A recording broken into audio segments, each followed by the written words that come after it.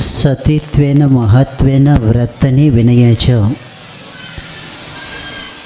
विवेकन स्त्री काश्चित भूषेति धरातलम।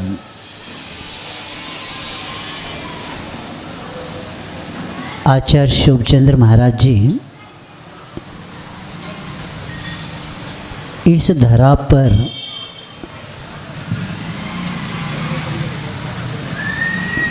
कौन सी स्त्रियों ने इस भारत की वसुंधरा पर सुशोभित किया है।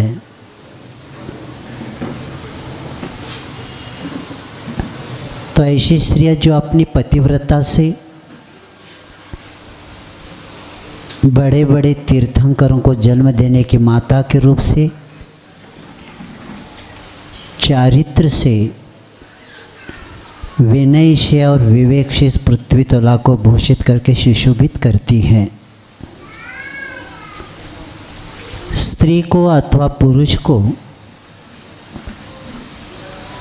उसकी पारिवारिक, सामाजिक, कायिक दृष्टि से बहुउद्देशीय अंकना की गई है। उसे व्यक्तित्व के विकास के सहायक माना है। पुरुष की अपेक्षा स्त्री को समाज में स्वतः एक सम्मानित स्थान प्राप्त है और वह है मातृ जाति की दृष्टि से। इसलिए सम्मान का पात्र है क्योंकि वह जननी है। जननी जैसा पवित्र शब्द उसके मातृत्व का एक सूचक है।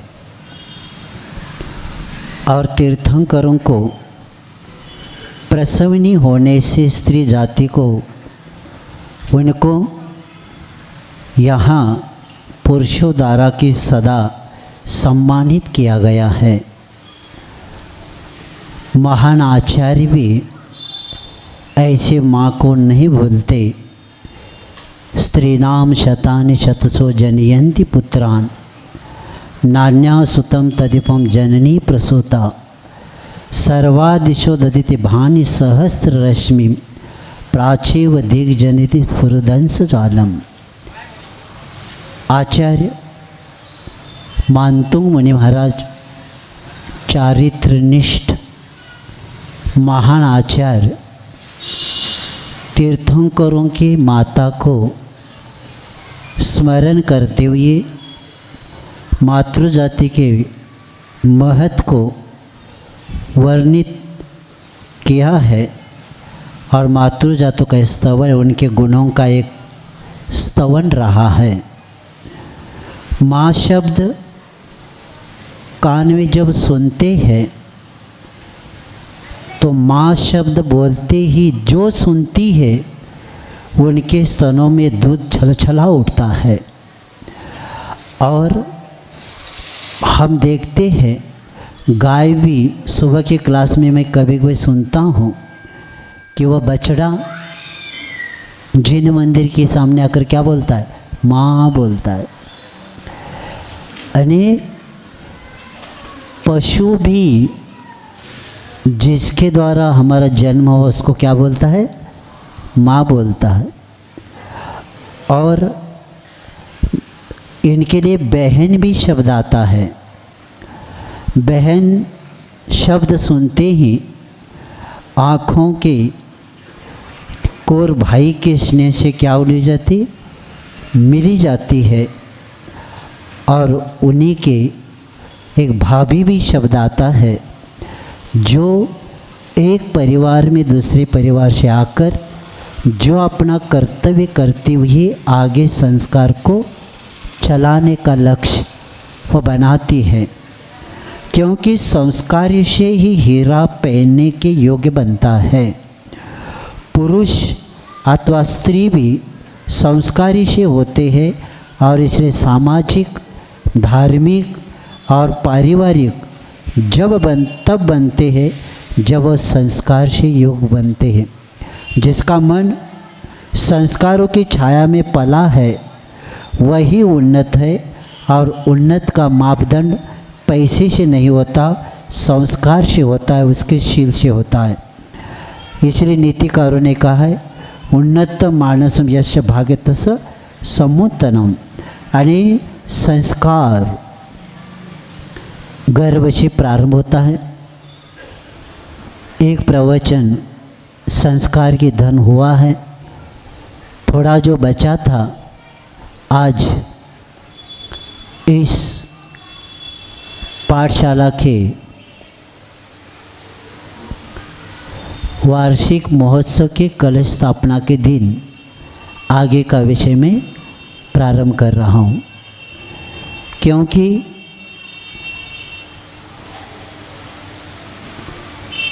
जब तक मिट्टी गीली है तब तक उसको हम आकार दे सकते हैं। इसलिए कन्नड़ में कहावत है, मूर साल बुद्धि नूर वर्ष तक। पहले जो 3 साल जो संस्कार किया जाता है उस जीव के ऊपर, वह 100 साल तक टिकता है। इसीलिए मैं माँ की बात कर रहा हूँ, मम्मी की बात नहीं कर रहा हूँ। इसलिए मैं आपको सामने पहले एक शब्द रख रहा हूँ। मैं बहुत चिंतित 2-3 दिन से कर रहा था शुभ वचन और अशुभ वचन के बारे में सोच रहा था। माँ शब्द शुभ वचन में आता है, लेकिन मम्मी शब्द के लिए शुभ वचन मुझे तो नहीं लगता, क्योंकि मम्मी शब्द कहाँ कहाँ उपयोग किया जाता है? जहाँ क्या रखा जाता है? शव रखा जाता है। जहाँ शव रखा जाता है उसको भी मम्मी बोलते हैं। इसीलिए मुझे लगता है कि वर्तमान में ये लोग मम्मी शब्द सुनते सुनते और बच्चे भी बोलते बोलते माँ के प्रति आस्था कम हो गई, और मम्मी की भी बच्चों के प्रति भी वात्सल्य कम हो गया, क्योंकि मम्मी शब्द अभी हमने कभी सुना नहीं। अब नया ये फार्मूला सबके सामने आया है और बच्चों को ये करके, इसीलिए शिक्षा का, क्योंकि इसलिए मैं विषय रख रहा हूँ। अब देख लीजिए कि संस्कार देने का समय है पहले 3 साल, लेकिन ये मम्मी क्या करने लगी? उसके हाथ में रोते तब क्या देने लगी? मोबाइल देने लगी। अब जो कुछ नहीं जानता, जिन्होंने पहली बार यहाँ प्रवेश किया है, और उसको क्या दिया हाथ में? मोबाइल दे दिया, और धीरे धीरे बटन ऐसा करता देता कुछ चेंज होने लगा। धीरे धीरे क्या होने लगा? संस्कार किसका पढ़ने लगा? मोबाइल का पढ़ने लगा। और इसी के कारण मैं चिंतन कर रहा था, हमारे आचार्यों ने 7 व्यसन बताए, और 7 व्यसन नरक का द्वार बताया है। अब 8वां व्यसन है मोबाइल। और क्या किया?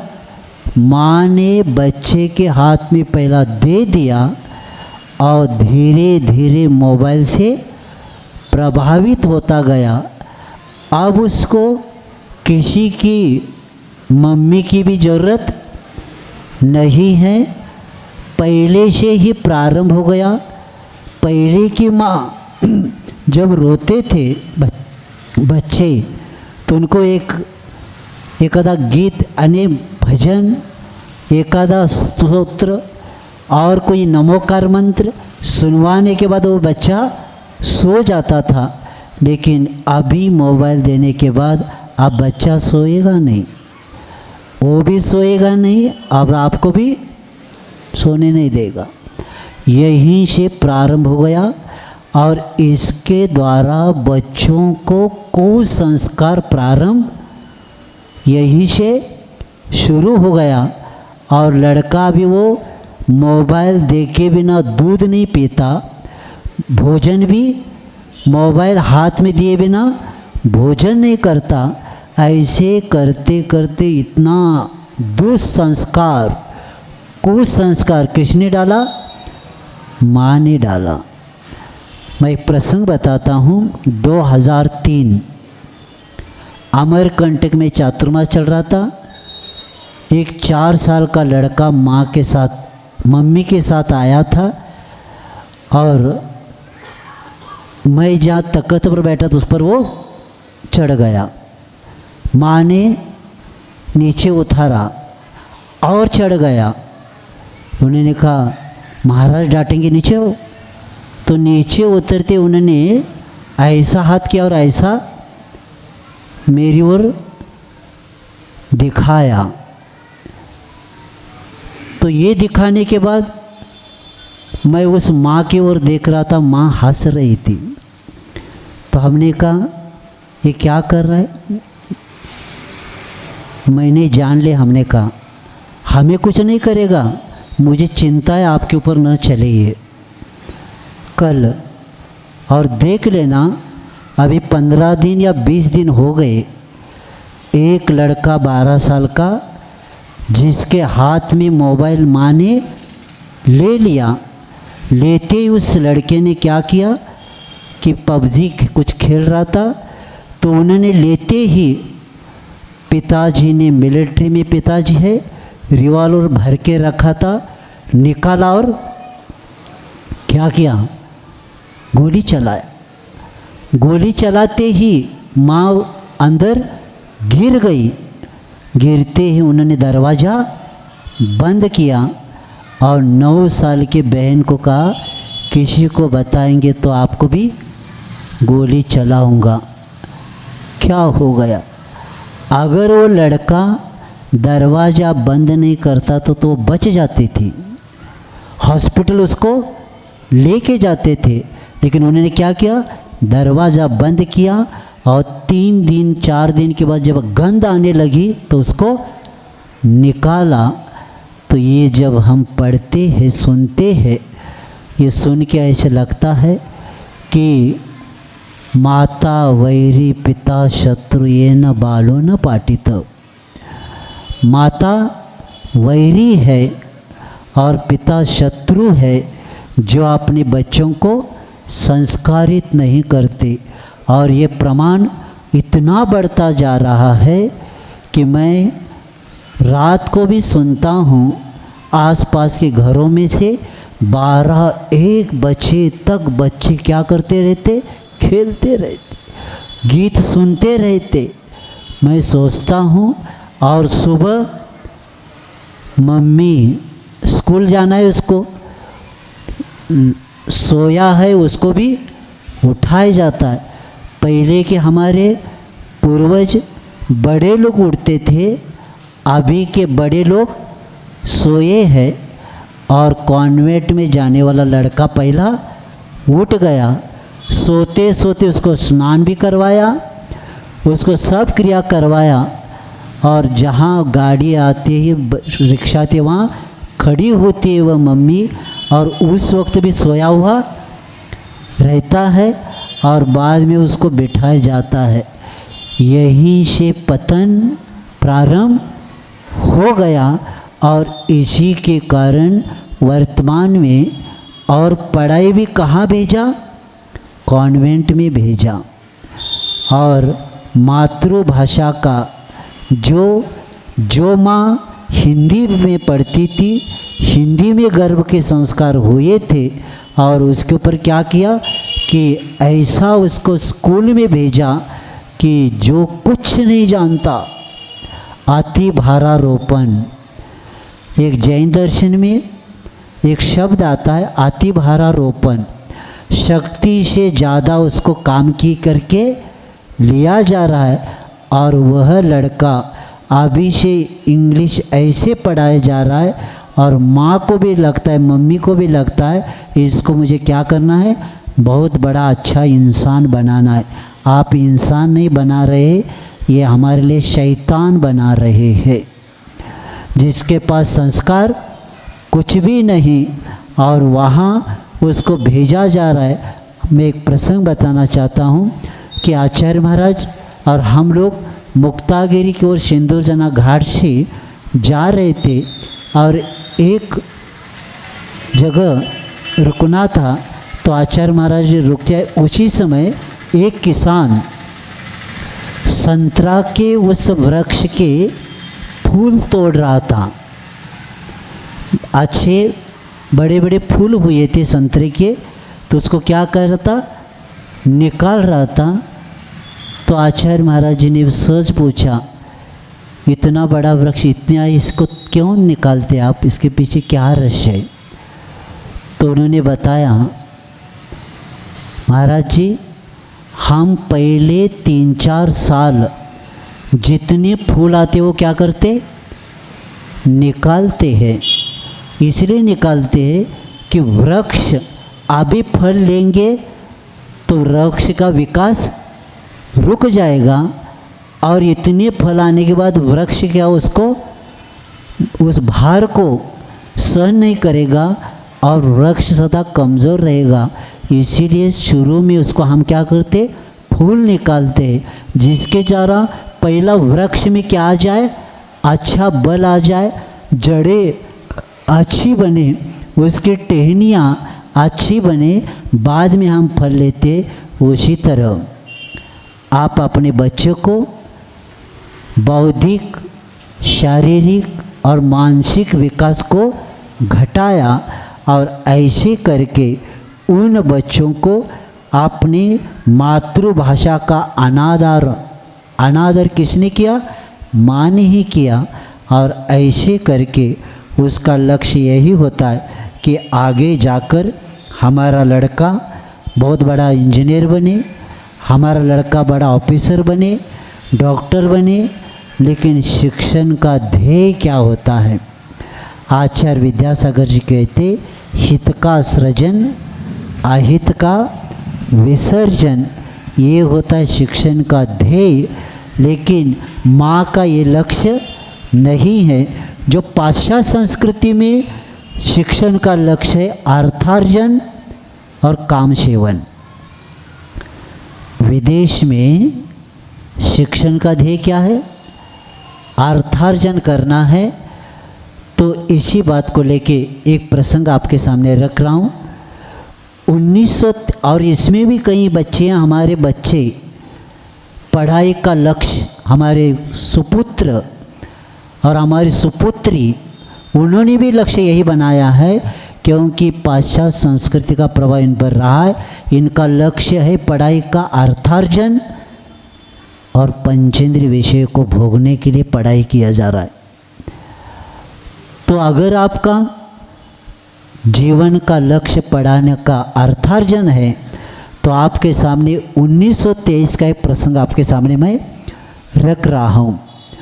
1923 में इस विश्व में सबसे 8 व्यक्ति सबसे धनवान थे, तो उनके पास इतना संपत्ति थी कि अमेरिका सरकार के पास भी इतनी संपत्ति नहीं थी।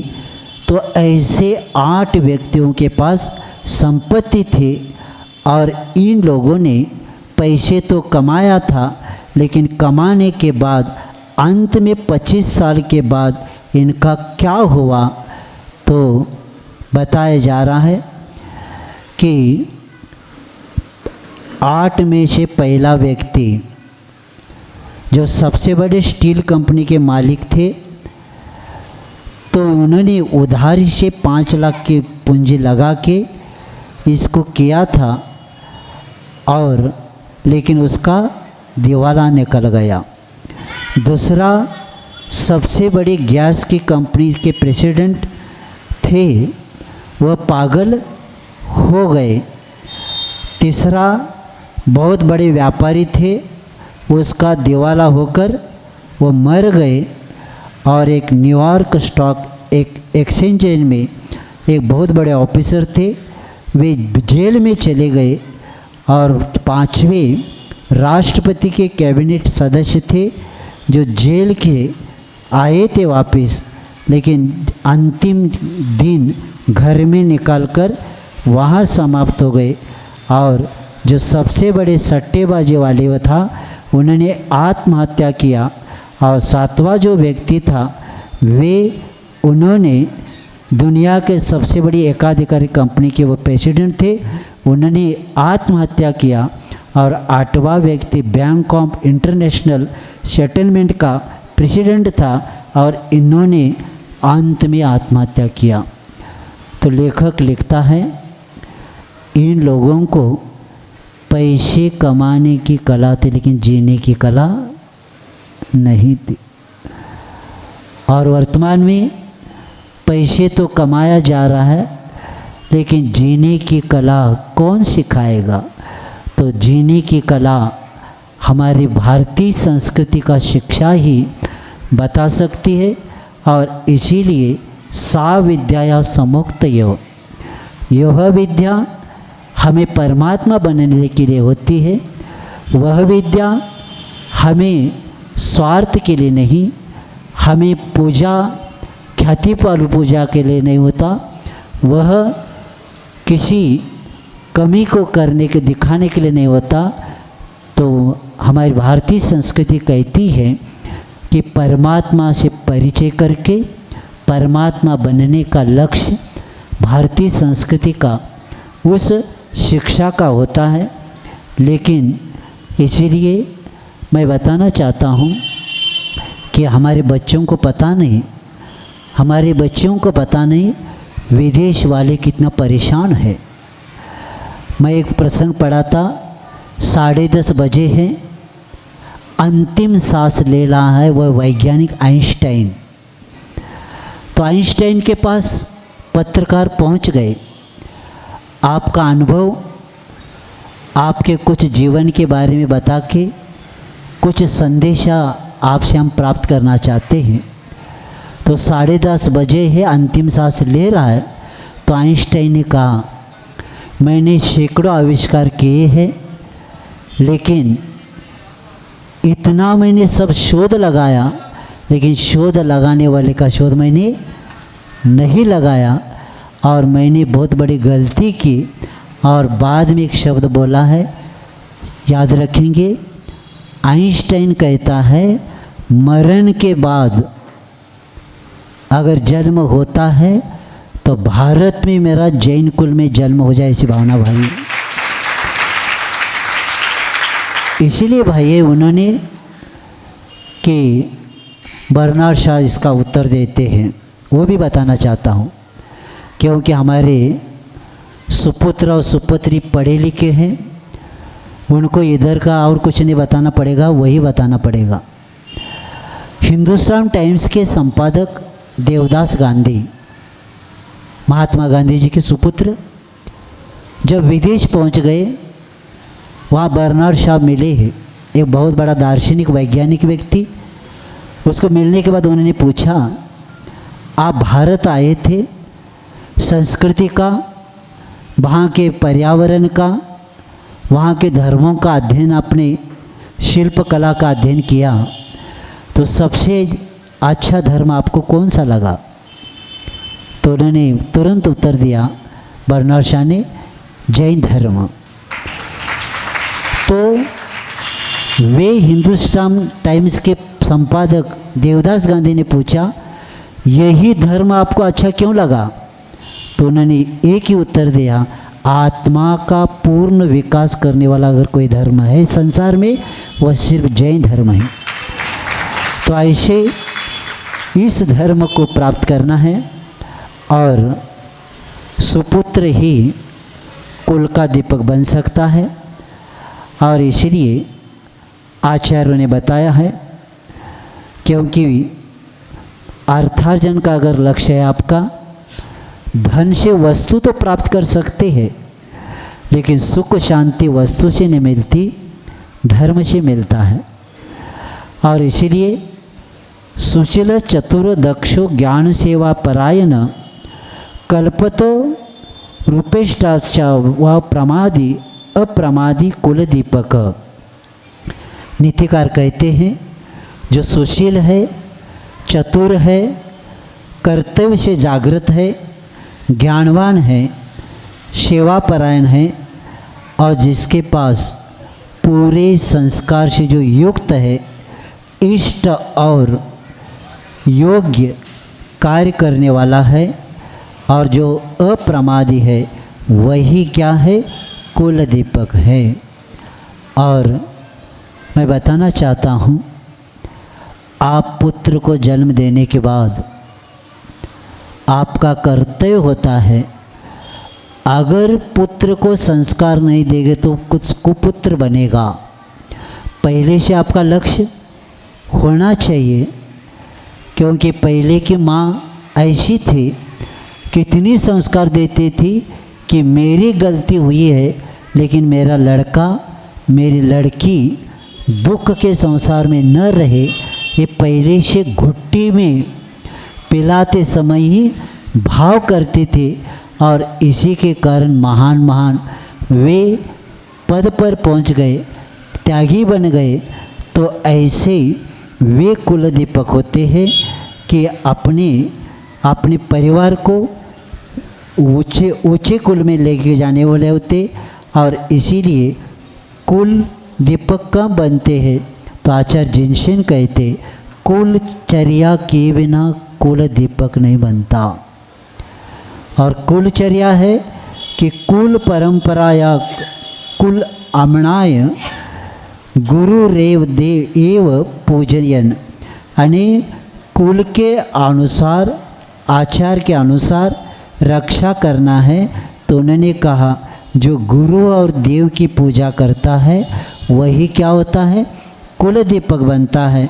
क्योंकि कुल के नहीं तो आचार कहते, जिस परिवार में देव पूजक देवगुरु शास्त्र की पूजा नहीं होती, साधु की संगति नहीं मिलती, वो कुल क्या होता है, अन्य कुल में परिवर्तित हो जाता है। इसीलिए हमें कुल की मर्यादा रखना है। तो खान पान की मर्यादा, बोलने में प्रांजलता और व्यवहार में नम्रता आ जाए तब कार्य होता है। और इसीलिए अनागत की नींव है युवा शक्ति हमारी, इवेव धर्मशील। हमारे सुपुत्र, हमारे जितने युवक है, यही हमारे कर्म के धर्म के कर्णधार है, यही हमारा कल का उज्ज्वल भविष्य है। और इन्हीं के हाथ में आगे की जो परंपरा चलने वाली है, इन्हीं के हाथ में है। और इसीलिए हमारे संस्कृति में बताया है कि उत्तम खेती, मध्यम व्यापार और कनिष्ठ नौकरी। और इन लोगों ने इसको उल्टा दिया, कनिष्ठ खेती, मध्यम व्यापार और क्या हो गया, यानी जो उत्तम खेती उसको क्या बनाया, कनिष्ठ बनाया। और मध्यम कौन, मध्यम वह व्यक्ति व्यापार को बनाया और नौकरी को उत्तम बनाया। और इसी के पीछे कहीं माता पिता परेशान है कि प्रत्येक व्यक्ति गांव छोड़ना चाहता है। थोड़ा पढ़ा गांव छोड़ा, ज़्यादा पढ़ा देश छोड़ा, लेकिन जाकर क्या करेंगे, परेशान है बाहर। क्योंकि पुत्र उसको कहा गया है चंद्रप्रभु चरित्र में, पितु सुपुत्र, यहाँ ना अनुकूल वृत्ति। सुपुत्र वही है जो पिता के अनुकूल व्यवहार करे। लेकिन हम देखते हैं कि थोड़ी सी पढ़ाई हो गई, अब देख लीजिए घर में परिवार का व्यवसाय व्यापार होते हुए भी कहीं बच्चों को क्या लगता है, हम जॉब करेंगे, क्या करेंगे। पुणे में मैं चतुर्मास करके आया हूँ। पुणे में ये स्थिति है कि सॉफ्ट इंजीनियर, बड़े बड़े पैसा खर्चा करके इंजीनियर बनने वालों को भी 20,000 25,000 के ऊपर नहीं दिया जा रहा है। क्योंकि अब ITI के बच्चों को भी लिया जा रहा है, जो सॉफ्ट इंजीनियर जो जिसको काम, क्योंकि पढ़ाई जो करके आता है वो वहाँ काम की नहीं रहती, कंपनी कहते ये काम करना है और वह काम ITI वाला व्यक्ति भी कर रहा है, और इसी के कारण 15,000 के 20,000 के ऊपर पेमेंट नहीं दिया जा रहा है। इसके कारण इतना बेकारी बढ़ती गई, और इसी के कारण कहा गया है कि हमें अपने बच्चों को सावधानता से, और जितने हमारे बच्चे हैं, जितनी बहनें हैं, उनको भी सावधान रहना है।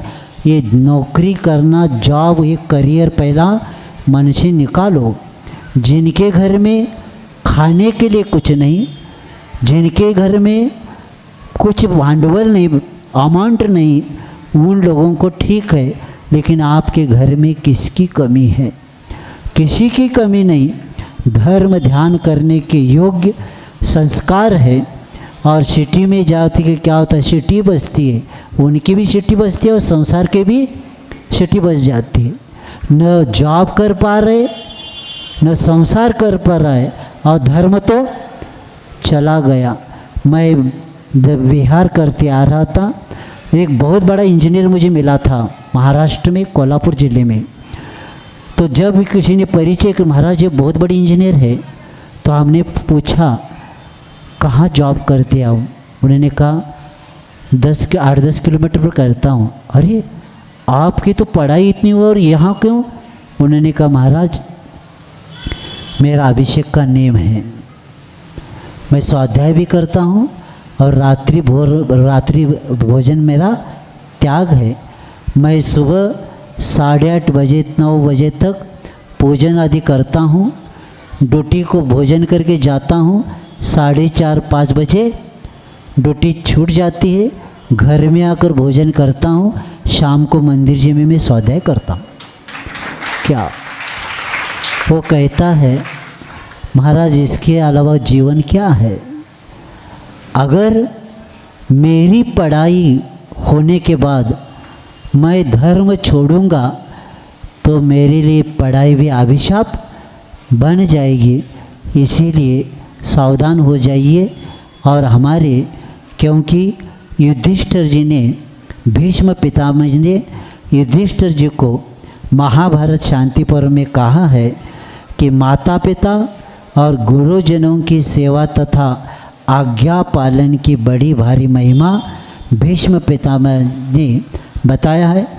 माता पितृ गुरूणाम च पूजा बहुमता मम इह युक्तो नरोत लोकान यशश्च महदुश्चते। युधिष्ठिर कहते हैं, युधिष्ठिर से भीष्म पितामह कहते हैं कि संसार में माता पिता तथा गुरुजनों की सेवा पूजा ही अधिक महत्वपूर्ण है, और यही वस्तु जान पड़ती है कि इस लोक में इसकी सेवा पूजा से संलग्न होकर मनुष्य महान बन सकता है और यश और श्रेष्ठ लोक को प्राप्त कर सकता है। तो इसीलिए, और ये भी याद रखेंगे कि व्यसनों का प्रमाण बढ़ता जा रहा है, क्योंकि पुत्र भी अभी कुपुत्र होने लगा। शाम का समय कई बच्चों को ढूंढना पड़ रहा है। गुटखा तो सामान्य हो गया, क्योंकि एक गुटखा की पूड़ी खाने से अनिल कुमार लखीना, महाराष्ट्र के अन्न औषधि विभाग के अधिकारी ने बताया, एक गुटखा की पूड़ी खाने से 6 घंटा आयु कम होता है। एक बार बीड़ी सिगरेट ओढ़ने से अफ्रीका के डॉक्टर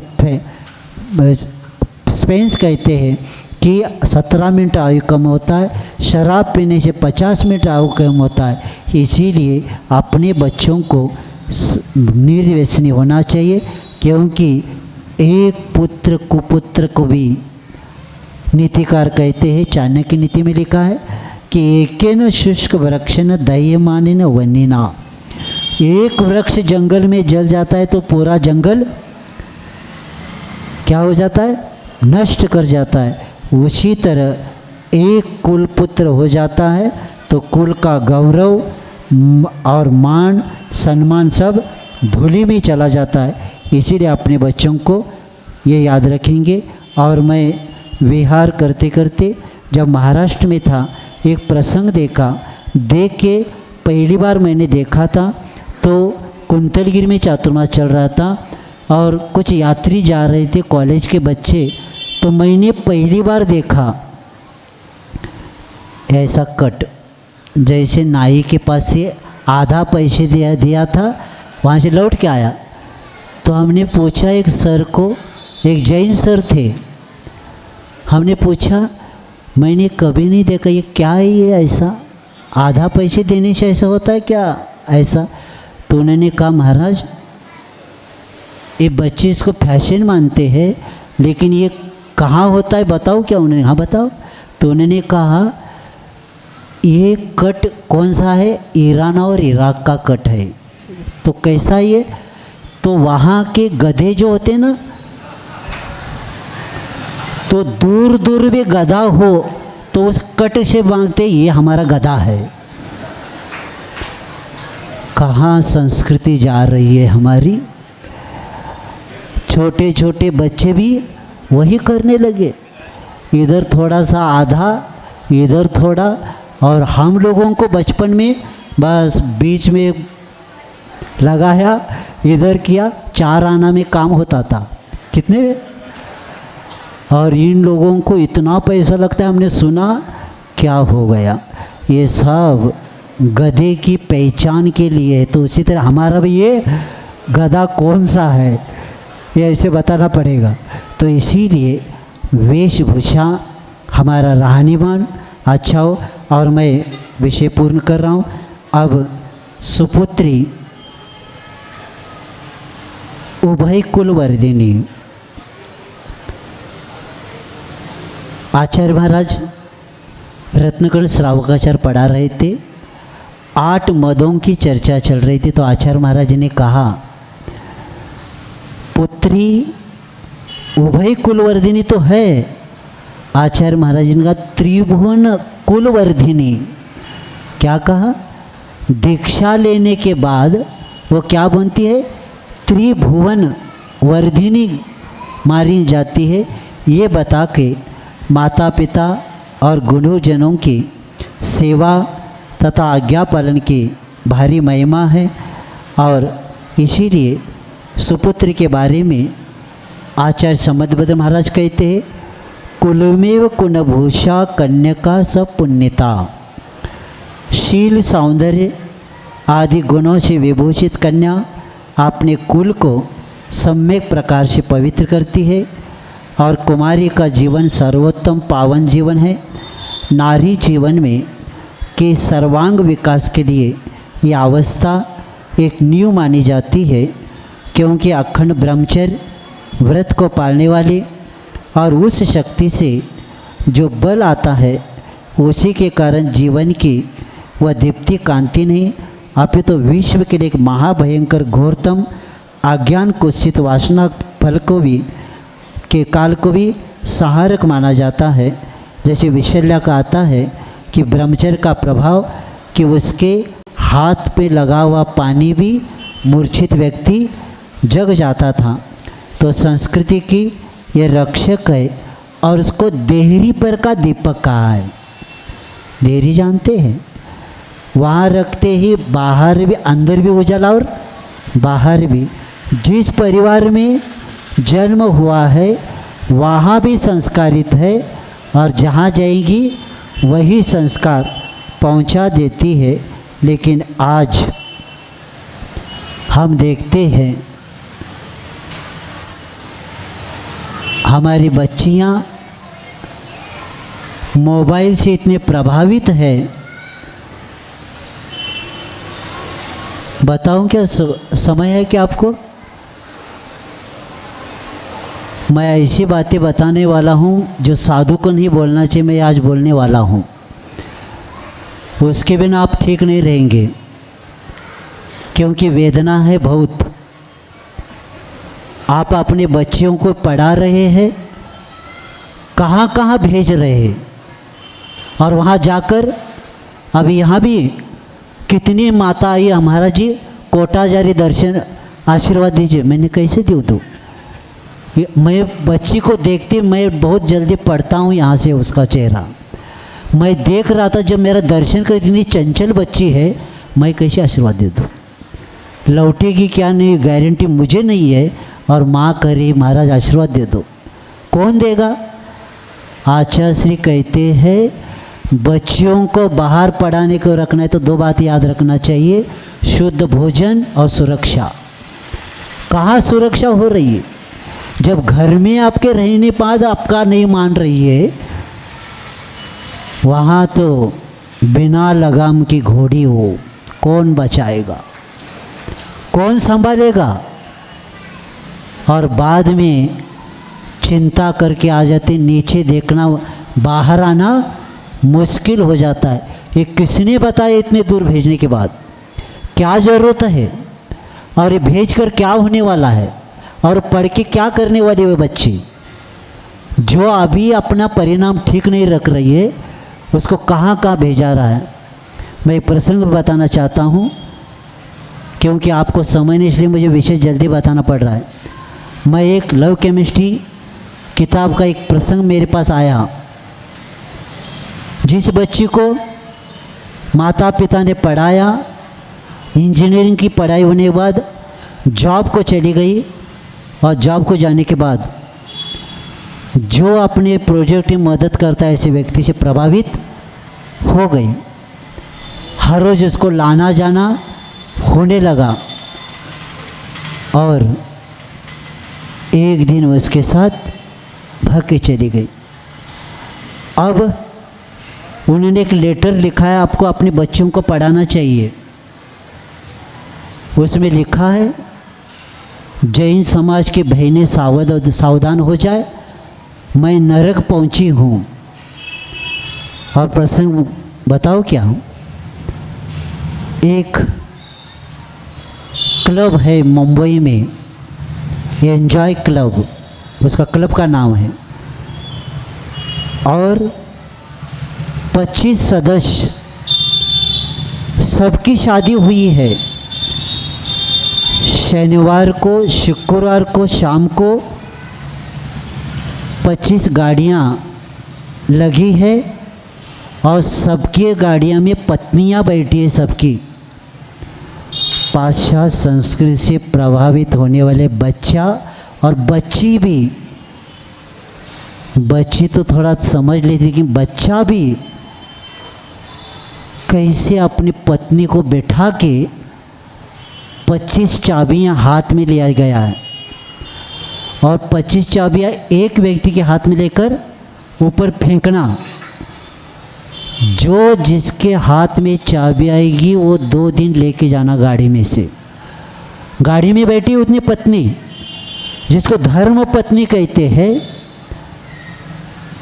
और 2 दिन क्लब का नियम है, विरोध को नहीं कर सकते आप।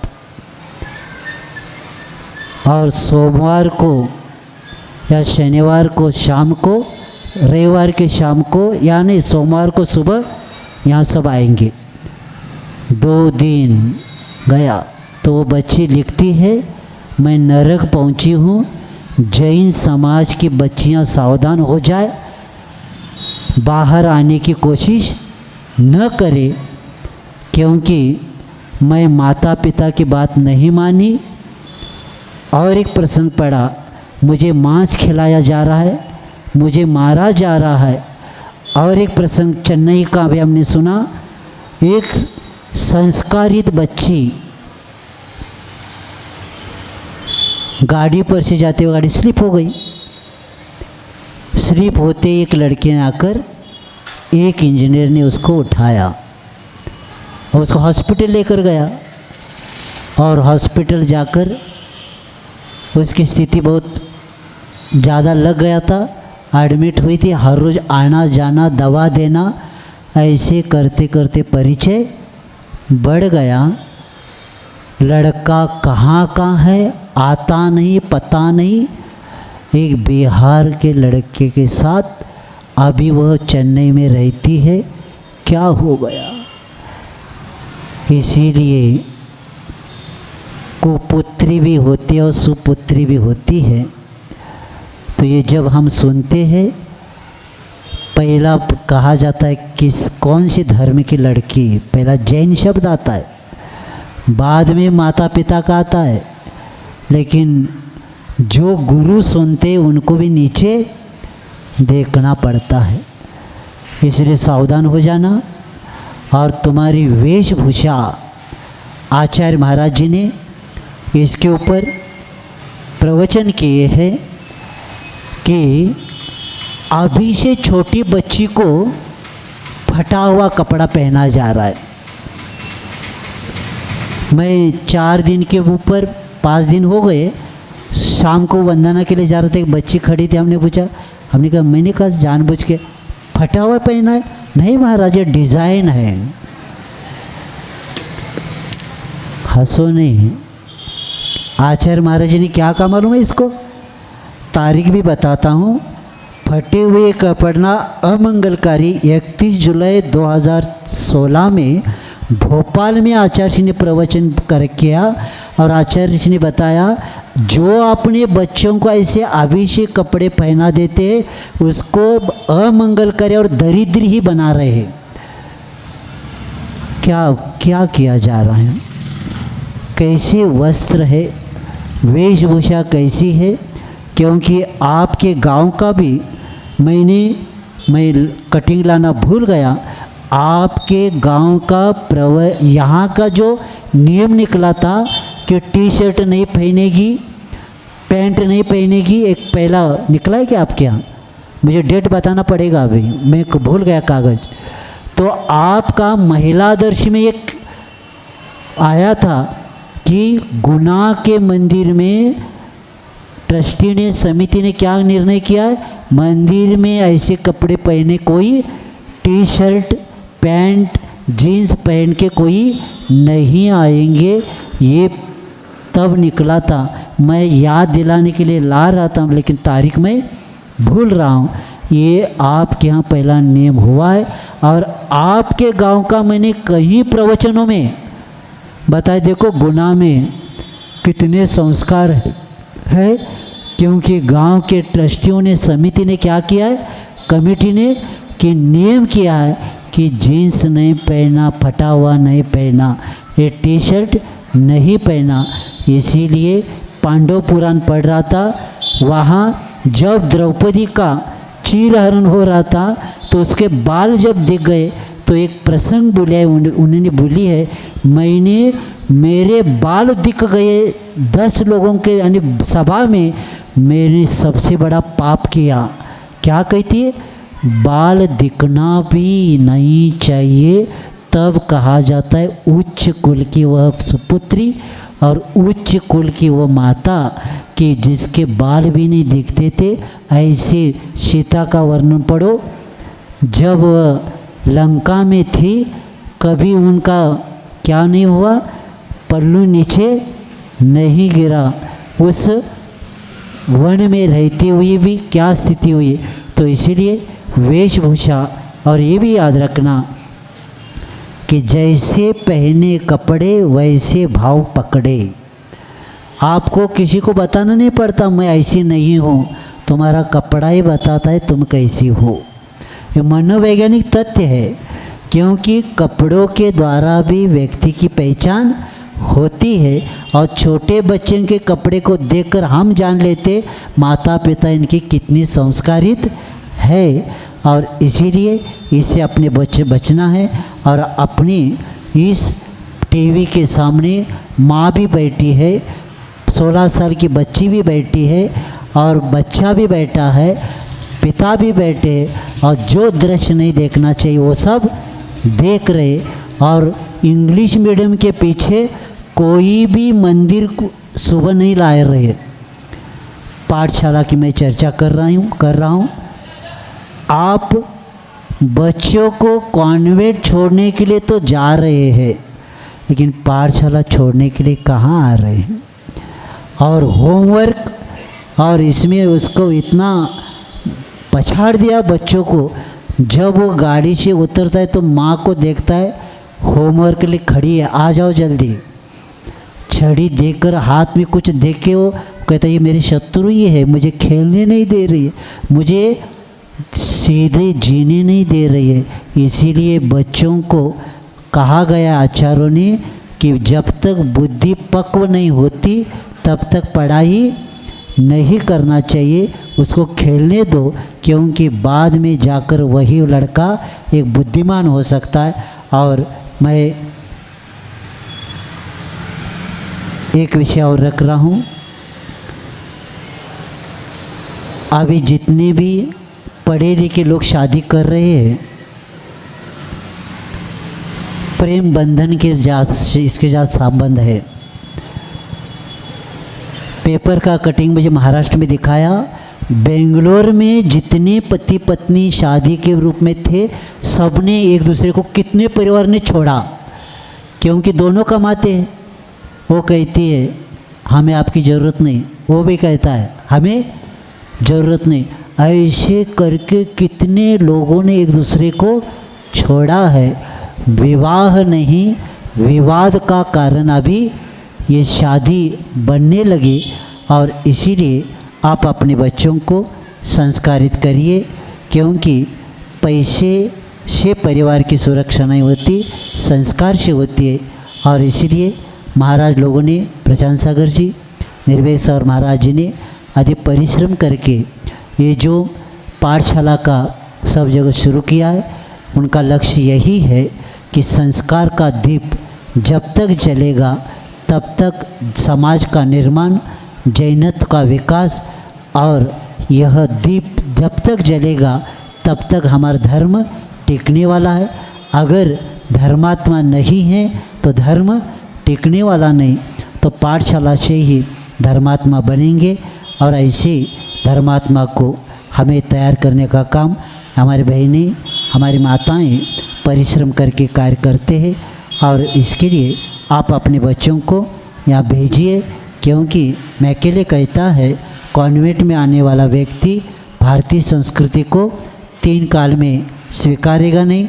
अपने पिताजी को जब उन्होंने लेटर लिखा था तो उन्होंने बताया कि इन कॉन्वेंट स्कूलों से ऐसे बच्चे निकलेंगे जो देखने में तो भारतीय होंगे लेकिन दिमाग अंग्रेज़ों का होगा।